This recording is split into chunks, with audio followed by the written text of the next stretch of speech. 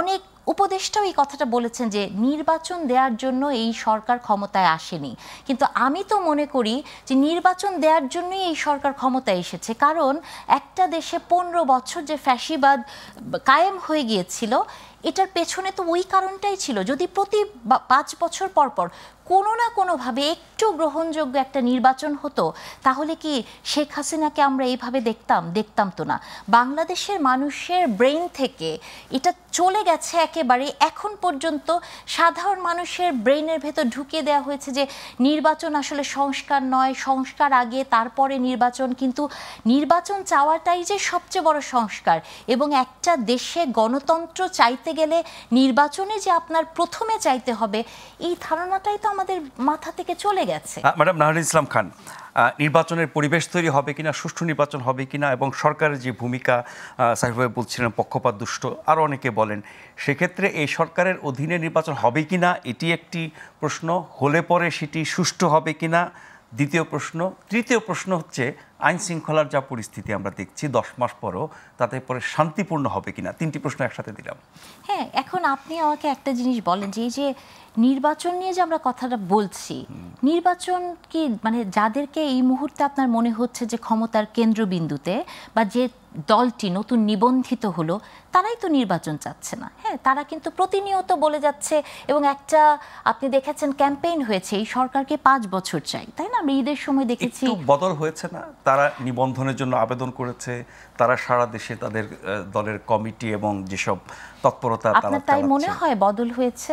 যদি বদল হয়েই থাকে, তাহলে কি আপনি কোনো দলের কাছ থেকে, নতুন একটা হওয়া দলের কাছ থেকে শুনতে পারেন যে 300টা সিট আমরা পাবো? মানে নির্বাচনে না, প্রত্যাশা পাবো আর পেতে পারি, এই দুটো শব্দের মধ্যে আলাদা আছে। প্রত্যাশা হলে বলবেন যে আমরা পেতে পারি, আর পাবো মানে হচ্ছে আমি ভেরি কনফিডেন্ট যে আমি পেয়ে যাচ্ছি। তো এগুলো কি আপনি মনে করেন যে নির্বাচনের জন্য সুষ্ঠু পরিবেশ বা কোনো কিছু আমাদেরকে, আমরা যারা সাধারণ মানুষ, যারা রাজনীতির সাথে জড়িত না, আমরা যেভাবে চিন্তা করতে পারি, আপনার আমার মনে কি প্রশ্নটা তৈরি হয় না? অবশ্যই হয়। এখন এই যে নির্বাচন নিয়ে, নির্বাচনের জন্য ঠিক পরিবেশ তৈরি হচ্ছে কিনা, 3 মাসের মধ্যে বাংলাদেশে একটা সুষ্ঠু নির্বাচন হয়নি, বিচারপতি শাহাবুদ্দিনের সময় তো হয়েছে। তার মানে সবচেয়ে বড় কথা হচ্ছে যে আপনার আসলে নির্বাচনটা দেওয়ার ইচ্ছা আছে কিনা। আপনি প্রথম থেকেই শুনেছেন যে অনেক উপদেষ্টাও এই কথাটা বলেছেন যে নির্বাচন দেওয়ার জন্য এই সরকার ক্ষমতায় আসেনি, কিন্তু আমি তো মনে করি যে নির্বাচন দেওয়ার জন্যই এই সরকার ক্ষমতায় এসেছে। কারণ একটা দেশে 15 বছর যে ফ্যাসিবাদ কায়েম হয়ে গিয়েছিল, এটার পেছনে তো ওই কারণটাই ছিল। যদি প্রতি 5 বছর পর পর কোনো না কোনোভাবে একটু গ্রহণযোগ্য একটা নির্বাচন হতো, তাহলে কি শেখ হাসিনাকে আমরা এইভাবে দেখতাম তো না।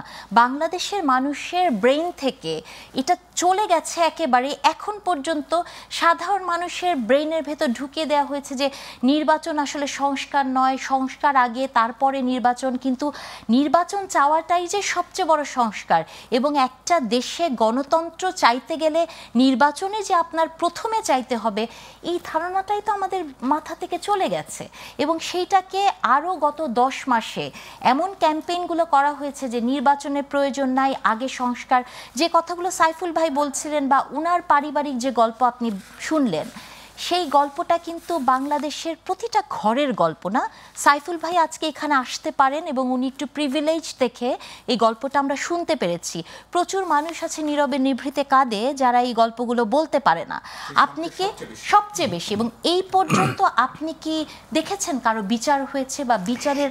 এই যে মানবাধিকার পরিস্থিতি এবং সরকার, প্রশাসন, পুলিশ সহ বিভিন্ন বাহিনীর ভূমিকার ক্ষেত্রে আমাদের যে রাজনৈতিক দলগুলো আছে, বিএনপি থেকে শুরু করে আরও অনেক দল, তাদের ভূমিকা বা সরকারের উপরে চাপ তৈরির ক্ষেত্রে তাদের ভূমিকা কি আপনি যথেষ্ট মনে করেন? আমি তো এই মুহূর্তে মনে করি, দেখেন বিএনপির বিষয়টা যেটা হয়েছে যে কোনো কিছুকেই, হ্যাঁ, এনসিপিকে একটা খুব নরম জায়গা থেকে তাকে হ্যান্ডেল করা হয়, এবং বিএনপির কেউ কিছু বললেই সেটা খুব মানে জটিলভাবে দেখা হয়, এবং সেটা মিডিয়া খুব ভালোভাবে করে। বৈঠকের পরে পরিস্থিতি পাল্টেছে না? আপনার কি মনে হয় পাল্টেছে? যেটা সাইফুল ভাই বললেন যে এই যে একটা বৈঠক হয়েছে, যে বৈঠকটার দিকে বাংলাদেশের সকল মানুষ তাকিয়েছিল, কিন্তু এই বৈঠকটা করে আসার পরেই আপনি এনসিপির মুখ থেকে কি শুনেছেন?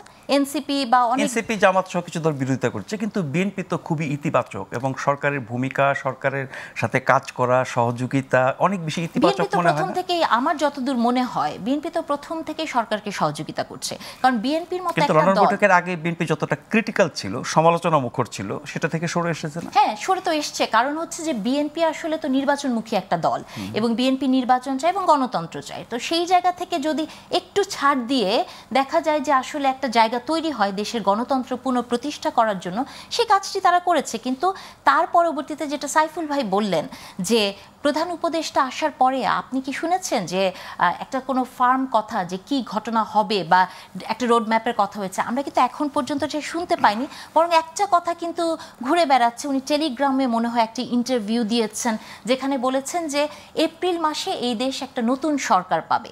ফেব্রুয়ারিতে যদি ইলেকশন হয় তাহলে এপ্রিলে নতুন সরকার, হ্যাঁ 2 মাস পরে কেন, এটা আসলে আমি জানি না।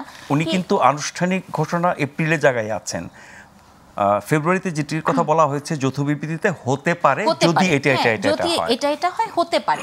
তো কিন্তু তারপরে দেখেন বিএনপি কিন্তু ওটা নিয়েও কিন্তু এক ধরনের স্বস্তির মধ্যে আছে না, কারণ এই মুহূর্তে আপনি তো এটা বিশ্বাস করেন যে বিএনপি একটা বড় দল, তারা যদি ইচ্ছা করে সরকারকে অসহযোগিতা করবে তাহলে কিন্তু সরকার এক ধরনের ঝামেলায় পড়তে পারে, কিন্তু সেটা কিন্তু করছে না বিএনপি। কিন্তু তার মানে তার জায়গা থেকে যতটা সহানুভূতিশীল হওয়ার কথা, ছাড় দেওয়ার কথা, সেটা কিন্তু দিচ্ছে।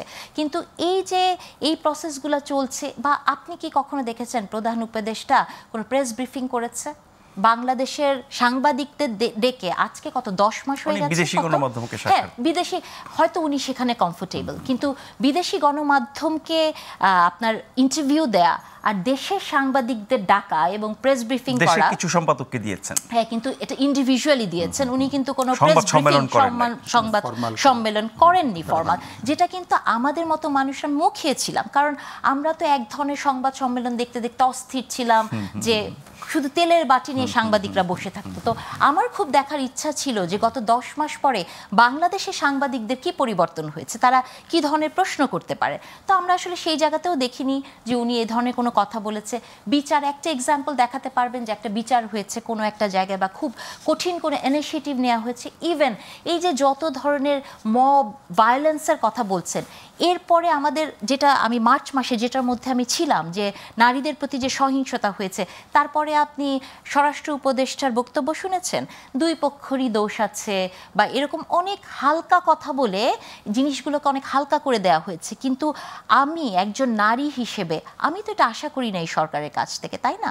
তো যে মুহূর্তে আপনার যতটুকু করা দরকার এই সরকারের তো সেটাই করার দরকার ছিল। এবং এই সরকারটা তো কোনো সাধারণ সরকার নয়, কোনো রাজনৈতিক সরকার নয়। আমি তো মনে করি যেহেতু এটি রাজনৈতিক সরকার নয়, তার পক্ষে অনেক সহজ ছিল অনেক কিছু, সব দলের সমর্থন আছে, ফলে তার শক্তি অনেক বেশি হওয়ার কথা, তার পদক্ষেপগুলো আর কঠোর হওয়ার কথা, এবং সেটা সে নিতেই পারত ইচ্ছা করলে। বরং আমি মনে করি সেটাতেই বরং এই সরকারের অনেক সাফল্য এবং এই সরকারকে সারা জীবন মানুষ মনে রাখতে পারত।